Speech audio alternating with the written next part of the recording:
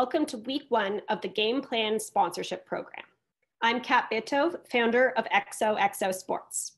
This week, we'll be covering an introduction to personal branding and sponsorship. Who am I?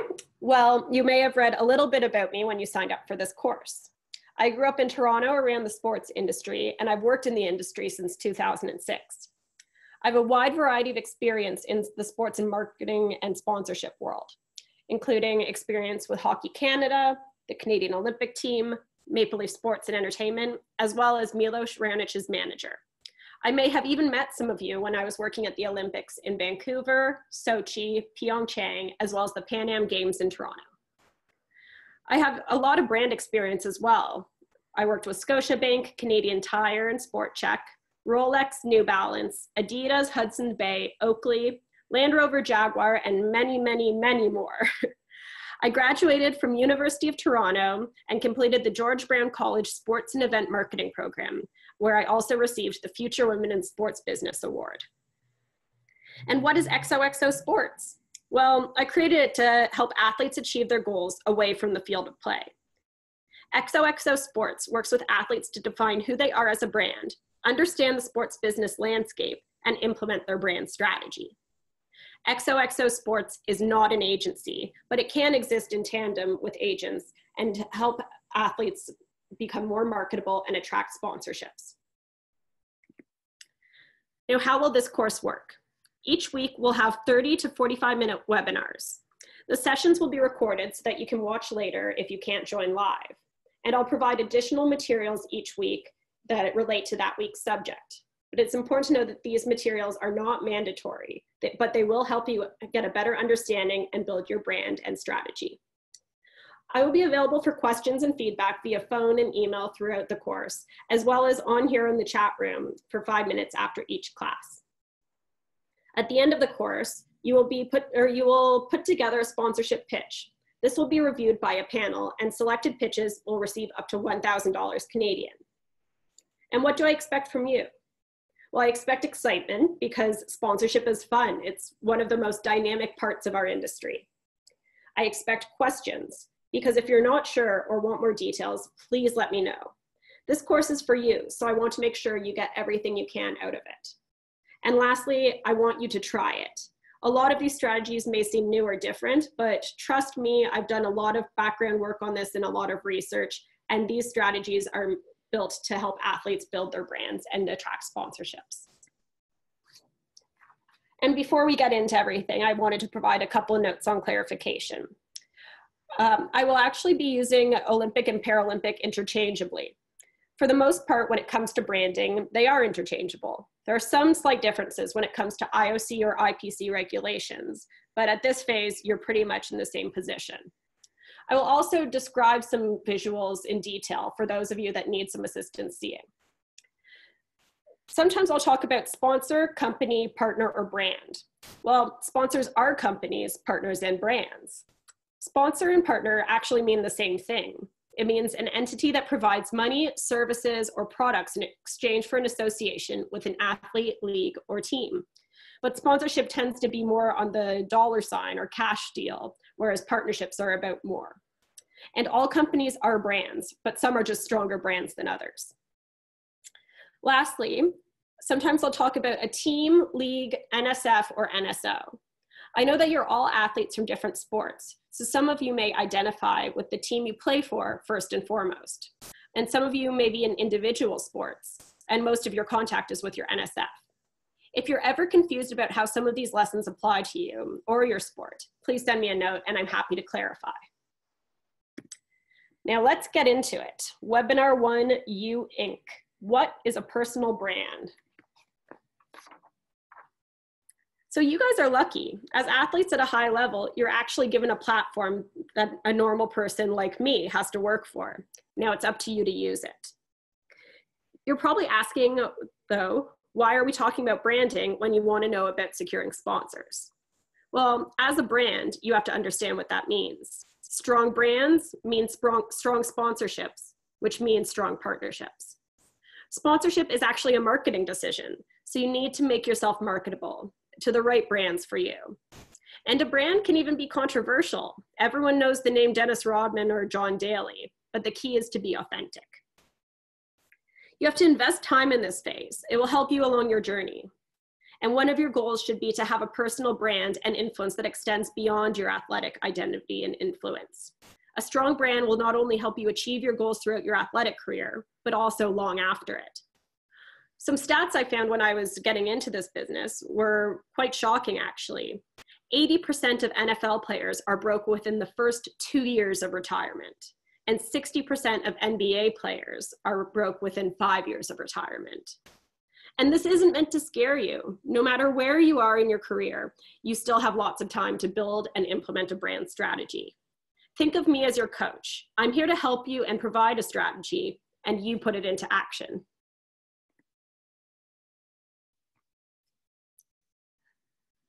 Now, my favorite quote about personal branding is right here. It says, "I'm not a businessman, I'm a business man." You may recognize this as Jay-Z, a hip hop CEO, and he is someone that I think really has a strong brand. And what are some benefits to developing a strong brand? Well, it benefits your career, including income and future career opportunities in a field that you're passionate about. It also gives you a better sense of self. When you know who you are, you become confident, and confidence has benefits in all areas of life. And it also helps you think strategically. What do you want to do in the off season? What partnerships make sense to pursue? A clear brand and brand strategy helps you in all of these areas. Now, the boring Oxford Dictionary definition of a personal brand is a widely recognized and largely uniform perception or impression of an individual based on their experience, expertise, competencies, actions, and/or achievements within a community, industry, or the marketplace at large. Now, that's a really boring way of describing a really exciting area. The term was actually first popularized by Tom Peters in Fast Company magazine in 1997. The article was called "A Brand Called You." He said, "We are all the CEOs of our own companies, me Inc., which does relate back to that Jay-Z quote. Peters actually uses email as an example of personal branding. He says, when everybody has an email address and anybody can send you an email, how do you decide whose messages you're going to read and respond to first? And whose messages are going to be deleted unread? Well, the answer is actually personal branding, because the name of the email sender is every bit as important of a brand as the logo on the running shoes that you wear. It's a promise of the value you'll receive for the time you spend reading the message. Think about getting an email from your agent or your financial planner. That one you'll probably read first and immediately, whereas one from your aunt that sends about 10 crazy chain emails every day will probably get pushed down the list or deleted. A brand makes people care, a brand makes people talk, and a brand makes people remember. And just think of the email example when you're questioning whether or not a brand is strong or not. I actually did some additional research on this because I wanted to understand the marketplace you guys are working in. In Rio, there were over 11,000 Olympians and over 4,000 Paralympians.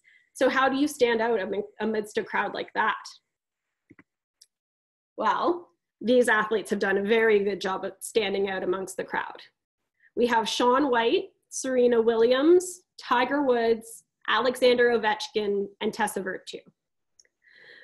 We know them beyond the sport that they play. Sometimes people know them completely separate from the sport they play and don't even know that they're an athlete because these athletes have transcended their platform. Some of them we know because of a style or signature look, like think Tiger Woods' Sunday red that he wears when he wins tournaments, or Shaun White's flowing red locks that gave him the nickname the Flying Tomato. Or they're known by their partnerships. Tessa and her stylish Hilberg & Berk jewelry, I think all my friends have those earrings, or her partnership with Adidas. And a lot of times media presence is how we know athletes. I always want to know what Serena's wearing to the Met Gala, or what Ovi's doing just being Ovi on social media. All of these athletes have created brands that weather the ups and downs of the sport that they play. And the success of a brand is about your ability to get people talking about you.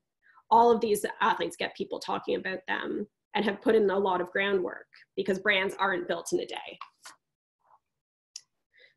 So where do you begin? Well, you need to start thinking about yourself as a brand, like a Nike, a Coca-Cola, or an Apple. You need to ask yourself a lot of questions too. You need to really get to know yourself.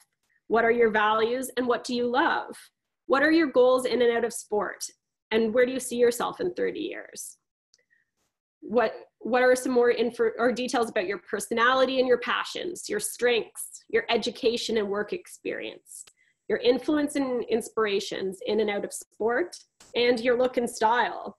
Now, this may sound like a resume, but it's actually a lot more fun to do. And lastly, what makes you different? What makes people notice you? It can also be helpful to ask others their feedback when you don't know what to write down. Think about what questions you can ask others to get insight into who you are. I usually ask people what 3 words they would use to describe me. Also at this point, be aware of any resistance to building your brand. Some people, sometimes maybe coaches, teammates, or parents might think your sole focus should be on your sport. And just know that anything you do working on your brand actually works in tandem and complements the work you do on the field of play and preparation. And I like to use Serena's French Open catsuit as an example of this. She wore that awesome black Puma catsuit years ago at the French Open and dominated as she normally does. And she did it doing something that was building her brand, pushing boundaries, her signature style, getting people talking, but also that was functional and allowed her to play her best on the courts. So when you're making these branding decisions, if people have resistance, just remind them and confirm to them that your focus is still on competing while you're exploring these fun alternative ways of building your brand. Next up is a market analysis. This is actually a lot of work, so take your time with it because it's all the research that will help you find where you fit in the industry. It shows you where opportunities lie in the sport you play and figuring out where your brand can fit within it. Because really the only way of identifying the gaps and opportunities is by getting to the full picture of your industry or your sport. It includes your personal history, which a lot of it you've already done by asking yourself those questions and asking other questions about you. It also includes information on main competitors in the industry. Research the other athletes in your sport, your contemporaries, rivals, heroes, inspirations, basically anyone you'd want to emulate or surpass. This includes an analysis of the competition, such as their strengths and weaknesses. What are they good or bad at? What impresses you about what they do? And what annoys you? Strategies used by the competition are included too. What are other athletes or influencers in your sport using to reach followers? Is it Instagram lives? Is it podcasts that they're hosting? Is it appearances at philanthropic events? Anything you can dig up, add it there. Next up is the overview of the market. What companies sponsor athletes in your sport? What are some sports sponsorships that you admire or find compelling? What do these sponsorships do to attract attention? I can't but help think of the Colin Kaepernick Nike campaign. It really got people talking and it really made an impression on a lot of people. In this part as well, include industry trends, like what is cool in your sport these days? Is it advancing technology? Is it veganism? Is it social awareness or being woke, quote unquote? See what fans and journalists are saying about your sports online and what ad campaigns are focusing on. Projections for the future are included here too. What trends do you see developing in the sport you play, in your immediate world and around the world? And I was talking to a snowboard athlete recently, and we were talking about the impact that global climate change is going to have on her sport down the road. And even now, the lack of snow is really making a difference on where she can snowboard and where she can't, and where competitions take place. So being aware of global climate change and combating is something that is going to be important in her sport going forward. Next up, you write your brand positioning statement and your brand elements. So one thing I like to explain about this is that a person can be multifaceted. A person can be a million different things. You can be serious and funny and studious and outgoing, and you can love animals and Disney movies and building cars. But a brand can't be all those things, unfortunately. A brand needs to be simple and understandable for fans and sponsors. Your brand elements are the three things that people think of when they hear your name. And I actually like to reference the Russian proverb here that says, if you chase two rabbits, you will catch neither one. If you try to be everything, people won't be able to describe you or put you in any sort of positioning.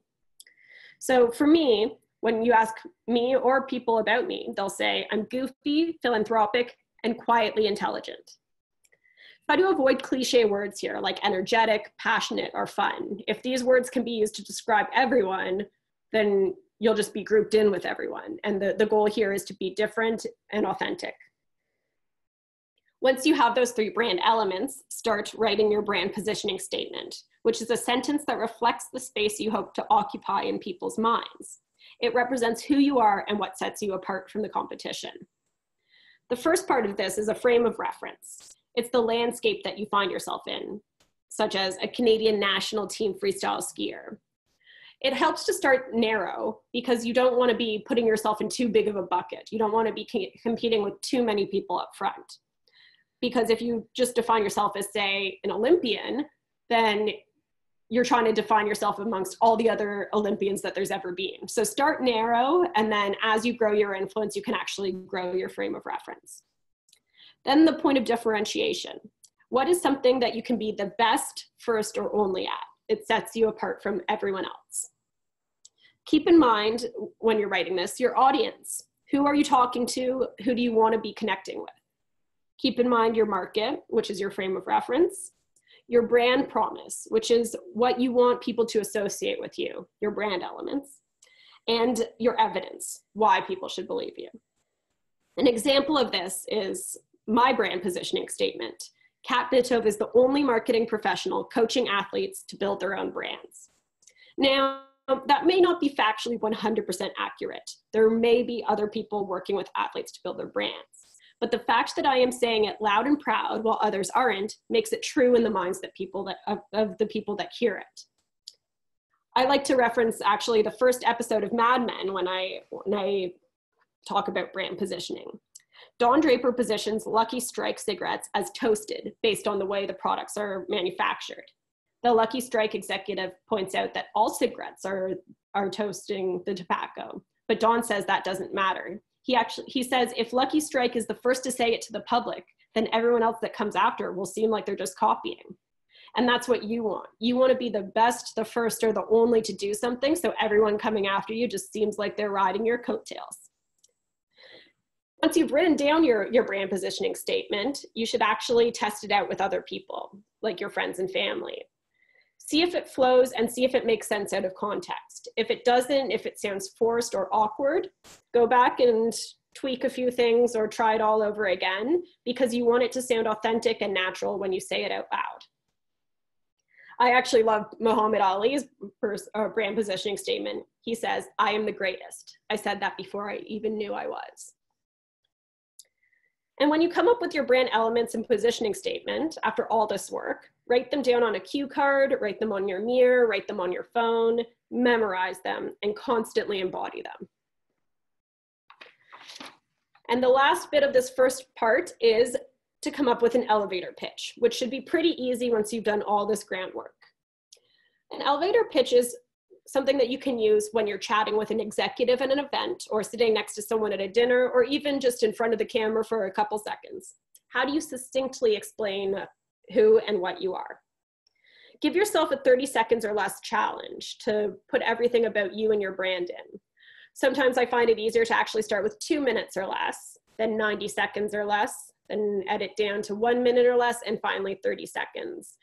And it's easier to edit down than to write it from scratch. And when you say it, if you think your answer wouldn't light up the eyes of a prospective sponsor, if it doesn't grab attention right away, then keep working on it. If you're going to be a brand, you have to focus on what you do that adds value, what you're proud of, and promote that.